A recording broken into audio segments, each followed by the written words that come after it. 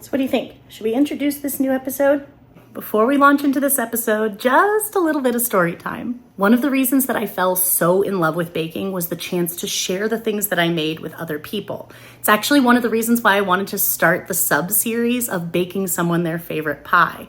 I love that moment. It's just tops in my book, and pie is really my love language, so I like a chance to get to share that with as many people I care about as possible. The three incredible people you see in this episode have helped me with every episode of Happy Baking, but they're actually also the same crew that I worked with on my previous YouTube series. We've really been together for a long time, and we just love making sweet, delicious magic together. People who are behind the scenes don't always get enough of a shout out, so I just really wanted to take a moment to thank these three people. They are so amazing, and I couldn't have done any of this work without them. They're not only talented and not often shouted out enough because they're sort of behind the scenes, but they also really have believed in me, even at times I didn't really believe in myself. Baking a pie is a very small way to thank them, but I just really wanted to take a moment and acknowledge that no work that's ever done is really a one-person job. There's lots of people, often behind the scenes, pitching in to make it happen. It is going to be such a good episode because it's got Gabriella in it,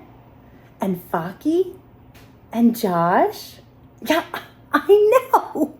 Okay, if I say any more, I'll probably cry, and this is a happy episode. This is Happy Baking. So let's get to it already, shall we? Let's go.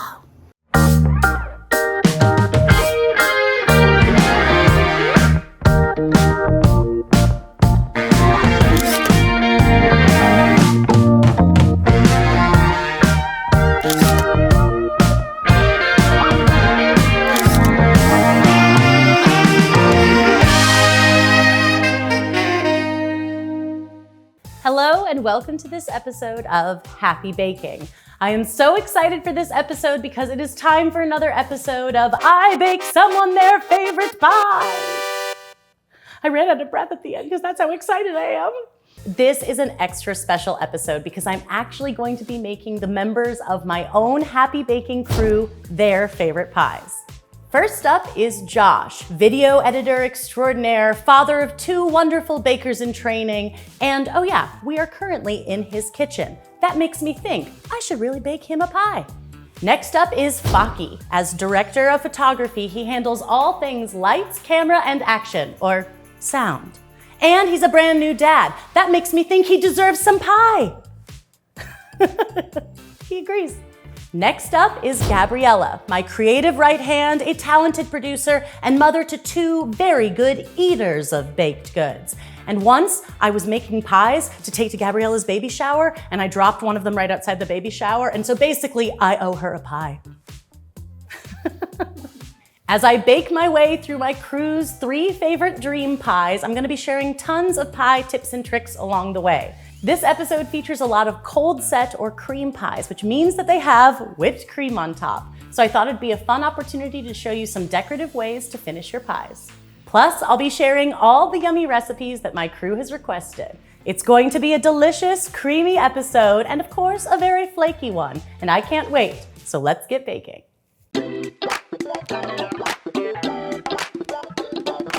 Josh said that his two favorite pies are coconut cream and pecan pie, and he wondered if there was some way that I could combine them into one super pie. Why, yes, I can! I'm going to make one of my favorite hybrid pies. A hybrid pie is layering two pies together into one impressive slice. It basically creates a stripe where you've got a layer of two different fillings. In this case, we'll have a bottom layer of caramelly pecan pie and a top layer of creamy coconut cream. Topped with plenty of whipped cream, this makes for a truly dreamy slice that is the best of both worlds. To make this pie, I need to start with a par-baked crust, and I have a detailed video on how exactly to par-bake a crust, so you want to check that out. But I figured you could still watch me as I get this crust ready today. To par-bake my crust, I'll start by rolling it out to a 1/4 inch or about 6 millimeters on a lightly floured surface. I'll transfer it to my pie pan, trimming away the excess, and fold the edges under so that I can crimp them as desired. Then I'll dock the pie crust well on the base and sides, line it with parchment paper, and fill it with pie beans or another pie weight of your choice. I'll transfer it to a 425 Fahrenheit, 220 Celsius oven and bake it for 15 to 18 minutes. Then I'll use the parchment paper to remove the pie weights, and I'll return it to the oven for 3 to 5 minutes more. Be sure to let your par-baked crust cool completely before you put any filling inside. I've got my par-baked crust. Let's make the first filling, the pecan filling. Because the pecan filling needs to be baked, so we want it to be the bottom layer. We'll pour the coconut cream filling on top later. For this, I want the oven to be at 350 degrees Fahrenheit or 175 degrees Celsius with an oven rack towards the center of the oven. First up, I'm gonna put my pecans into the pie crust. I like to just put them in first and spread them into a fairly even layer, then pour the custard over the pecans so it fills in all the nooks and crannies. One thing about making these hybrid pies is that you are using a smaller amount of filling. So normally when I make pecan pie, I've got pecans more like up to, I don't know, 3/4 or 2/3 of the way up the pie crust, but this is kind of just in the bottom because it's only 1/2 of this tasty pie. Next, I'm gonna mix the ingredients for the custard to combine. I've got granulated sugar, I've got brown sugar. You can use light or dark brown sugar. This is dark brown sugar. I've got dark corn syrup, some melted butter, and I've got 2 large eggs.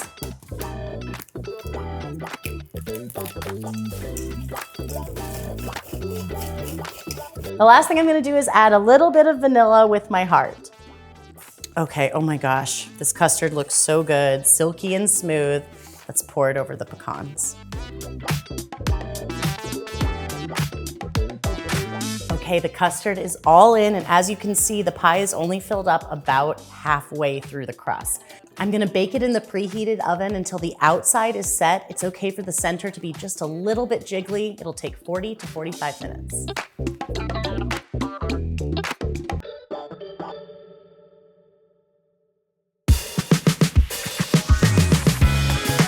Let's make the second layer of filling for Josh's pie, the coconut cream filling. I'm gonna need a small pot for this, and I'm gonna whisk the sugar and the cornstarch together until they're nice and combined. Next, I'll whisk in the coconut milk, some cream, and salt, and whisk well until it's totally smooth. Transfer the pot to the stove and cook over medium heat, whisking constantly as the mixture thickens. Be sure to keep it in motion so that it thickens slowly and at a nice even rate. It'll keep it super smooth. Once it begins to thicken, I like to switch from my whisk to a silicone spatula. It can help to make sure you get into all the nooks and crannies of the pot and make sure that everything is cooking evenly. Continue to cook until the mixture comes to first boil. This is large fat bubbles from the center of the pot. It'll take about 3 to 4 minutes. Remove the pot from the heat and stir in some butter and vanilla extract. Once the butter is fully incorporated, add the coconut and stir to combine. Pour it on top of the cooled pie. Remember, it's gonna go right on top of that pecan layer that's already been baked and set. Cover the surface with a layer of plastic wrap and transfer it to the refrigerator where it needs to chill until totally set. At least 2 hours, but it can sit up to 24. Okay, the pecan and coconut cream pie is set and chilled, ready to go. Let's make some whipped cream for it.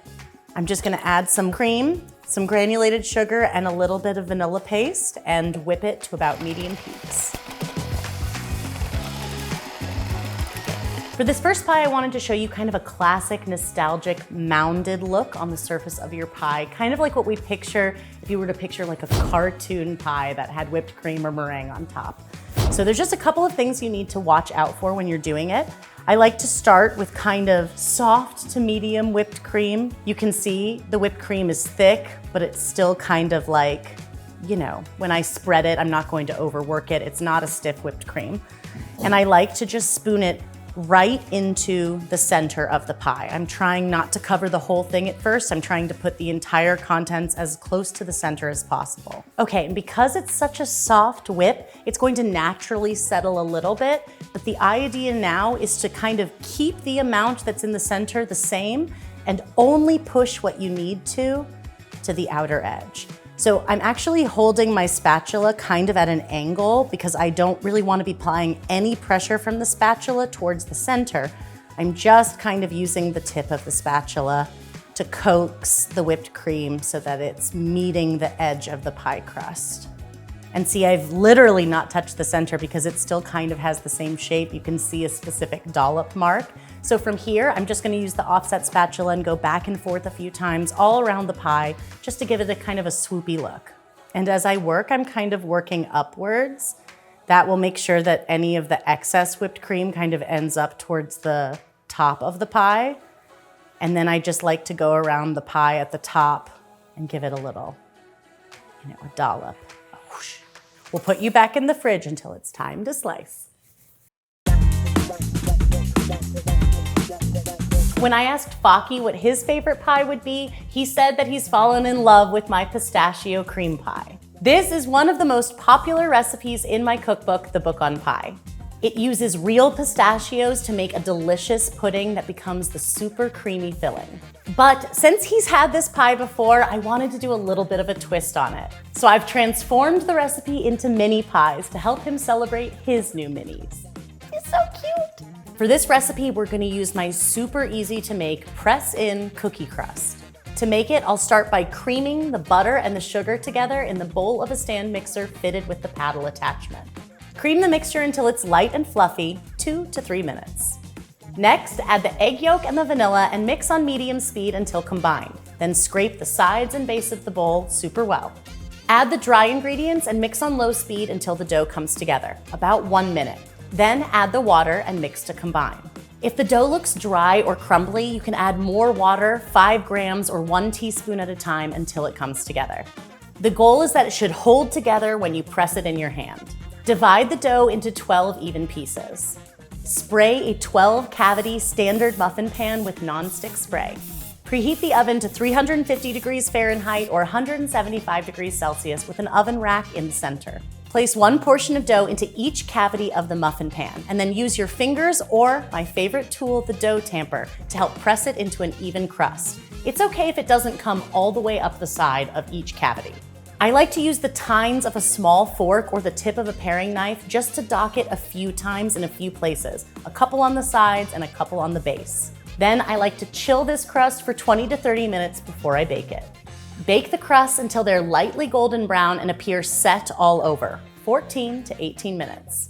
Be sure to let the crust cool completely before you add any filling inside. You can use a small offset spatula to help you remove each crust, but they should remove super easily from the pan. Let's make the pistachio cream filling.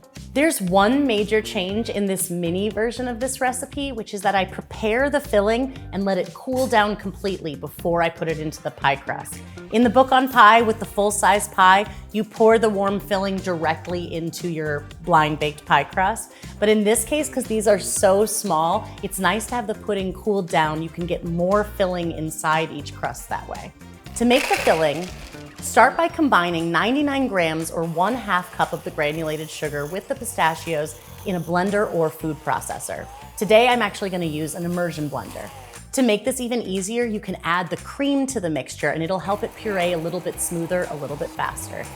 It's okay if this mixture isn't totally smooth. It may be a little bit coarse, that's okay. We want a little bit of that pistachio texture in there. Transfer the pistachio cream to a medium pot and whisk in the remaining liquids, like the milk, to combine. Bring the mixture to a simmer over medium heat. Meanwhile, in a medium heat-safe mixing bowl, whisk the remaining sugar and the cornstarch together to combine. Add the eggs, egg yolks, and salt to the bowl and whisk well to combine. When the milk mixture comes to a simmer, we need to temper the egg mixture with some of it. So add a small amount of the warm milk to the bowl, whisking constantly to combine. Pour this mixture back into the pot and whisk constantly over medium-low heat. As this mixture starts to thicken, I like to switch to a silicone spatula. It makes it a little bit easier to get into the nooks and crannies of the pot. Keep cooking the mixture over medium-low heat, stirring constantly until it begins to thicken. We are looking for it to come to first boil. This means large fat bubbles that pop up towards the center of the pot. Remove the mixture from the heat and stir in the final ingredients. A little bit of butter, some vanilla extract, and a little bit of almond extract. Stir them in until the butter is completely melted. Transfer this mixture to a heat-safe bowl and cover directly with plastic wrap to help it cool. If you want it to cool even faster, you can transfer it to a small baking sheet. That increased surface area will help cool it down even quicker. Just make sure you cover the entire surface with plastic wrap so that the pudding doesn't form a skin on top. Refrigerate the filling until it's chilled and set, at least 2 hours and up to 24 hours. All right, I've got my filling nice and cool. Of course, my little crusts have cooled. I'm just gonna transfer them to a serving platter. You can see they just pop out really easily, but if you need to, you can always enlist a little help from a small offset spatula.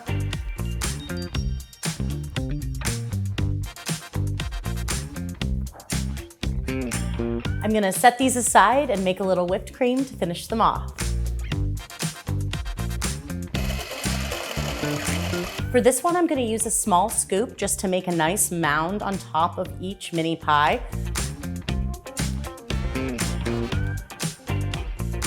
Then I'm gonna use the back of a spoon, just the tip of the spoon, the pointed, rounded part, to make a little swoosh in each one.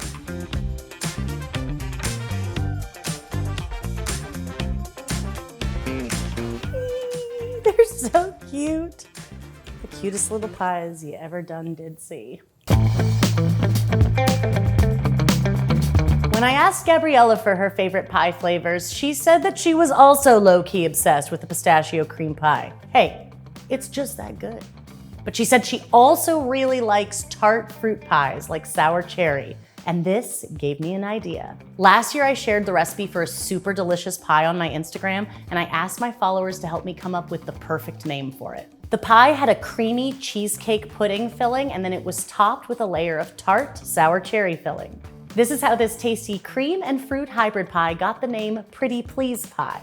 Get it? Pretty Please with cherries on top?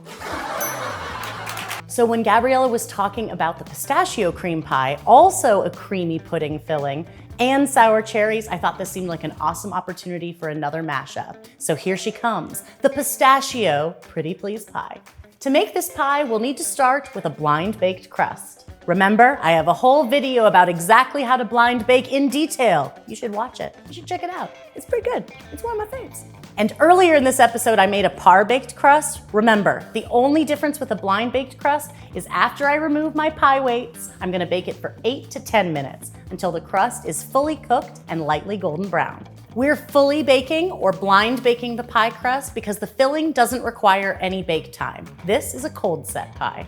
After blind baking the crust, be sure to cool it completely before you pour any filling inside. After the crust is cool, we need to make the pistachio cream filling. We'll make this filling the same way we made the filling for the mini pies I made for Faki. The finished pudding will be poured into the cooled blind baked crust with a layer of plastic wrap pressed directly over the surface. Then it'll be chilled until it's firm and set, at least 4 hours or up to overnight. This sour cherry filling is super easy to make. It's just a pre-cooked fruit filling that we make on the stovetop. To start, I'll put the sour cherries and some lemon juice in a small pot and toss them to combine. Then I'm gonna mix my granulated sugar and cornstarch together just a little bit before I add them to the pot. The granules in the sugar help to evenly distribute the cornstarch once it hits liquid. This is nice and evenly combined. I'm just gonna take it over to the stovetop and cook it over medium heat while stirring constantly until it thickens up and becomes glossy and jammy. The sour cherry topping is thick and jammy. It looks gorgeous. I'm just gonna add a little bit of vanilla, and I like to add just a tiny bit, just a drop or two of almond extract to my cherry filling. Just trust me on it, and if you don't like almond extract, you can leave it out, but trust me, it really is good. I'm gonna let this sour cherry topping cool down completely, and then we can spread it on top of the pistachio layer of the pie. The cherry topping is cool and my pistachio cream pie is nice and chilled, so it's just time to pour the cherries on top. Pretty please. We already have 2 beautiful layers here, 2 beautiful types of filling, but I think it needs some whipped cream on top to truly take this pie over the top. So let's make some whipped cream.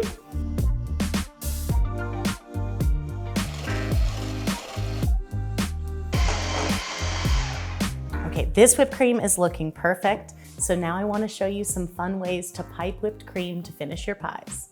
For this pie, I wanted to use a pedal tip to show you a decorative piping effect. we're going to make kind of ruffles using the skinny end of the piping tip. For this, you just want to use one of the larger piping tips that you can find that has that petal shape.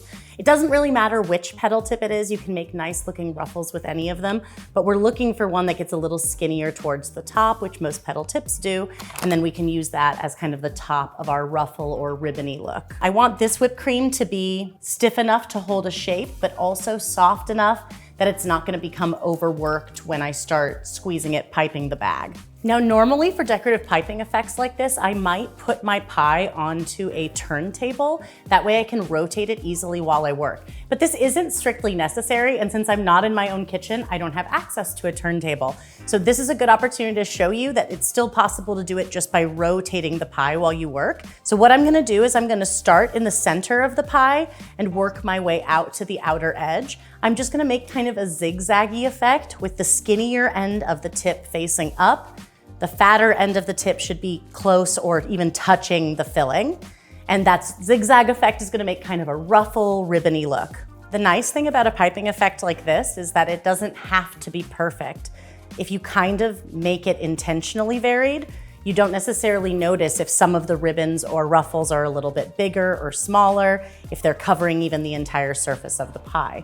You can just kind of enjoy creating organic shapes and letting the pastry tip do the work to make it look kind of extra special. And then for this pie, I thought it would be fun to do a little nod to what's inside because we do have the two flavors. So let's top it with some chopped pistachios and a few bright red maraschino cherries. Oh, she's beautiful. I want to put a little bit of a finishing touch on the coconut cream pecan pie too. So I'm going to do a little bit of toasted coconut on the top. And I'm also going to do a few chopped candied pecans. You can candy the pecans yourself or use something that you buy at the store. These are just store-bought. You know, store-bought is fine. Now, all the pies look so pretty and are complete, so I think it's about time for our taste test.